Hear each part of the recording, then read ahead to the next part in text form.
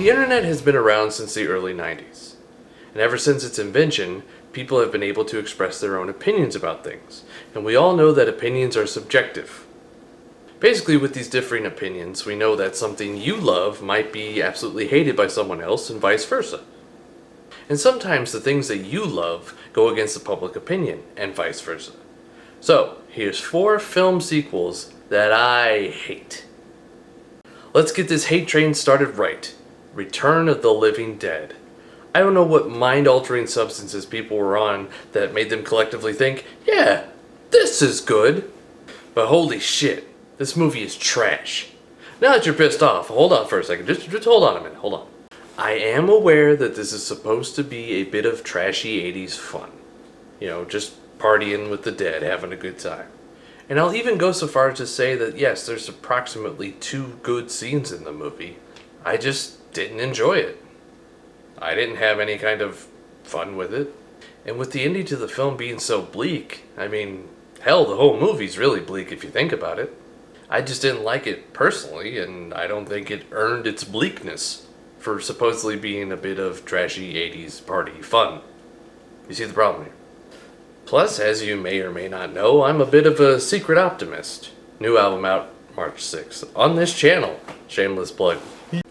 I don't care, you, I'll do what I want on my channel, you bitch. Next up is SpiderMan II. Toby Cries a Lot.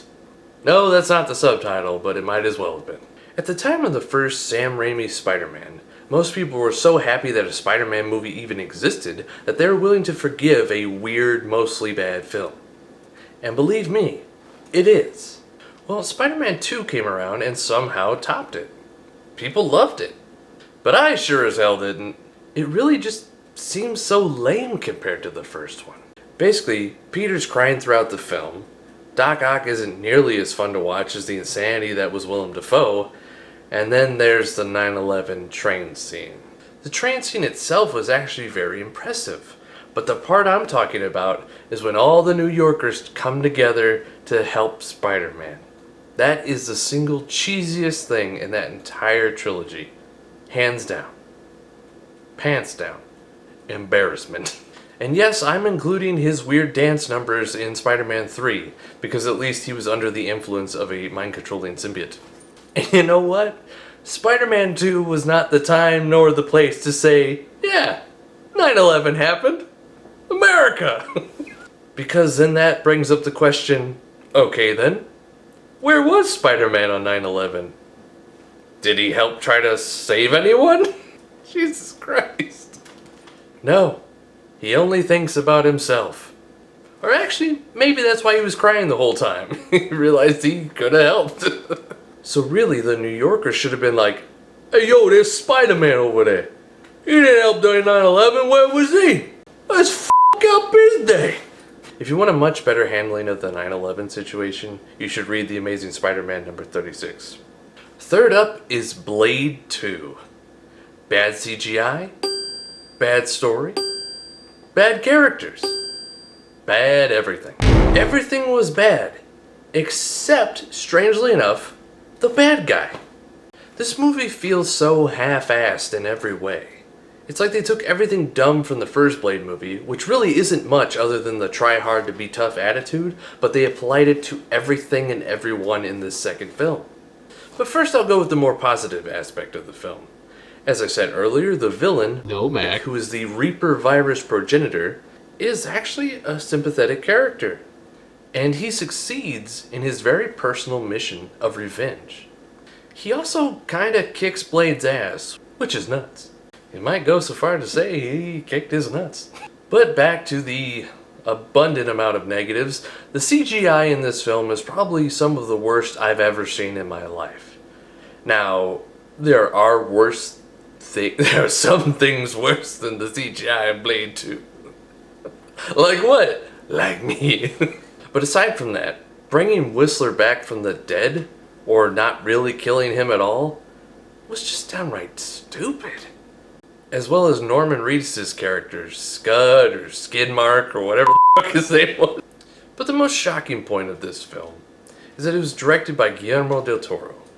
So he knew what he was doing, and yet Why? First-time director David S. Goyer, who is also the writer of all 3 Blade films, he directed Blade Trinity, so at least he had the excuse of saying, I don't know what the hell I'm doing.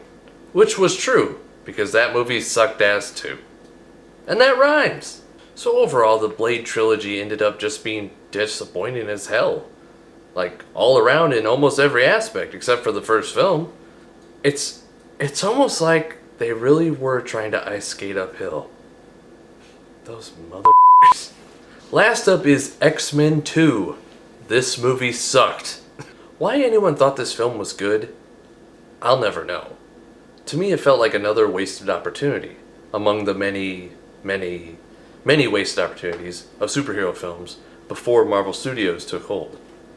But despite this, it was very successful at the time because it was the hype of having, you guessed it, more X-Men.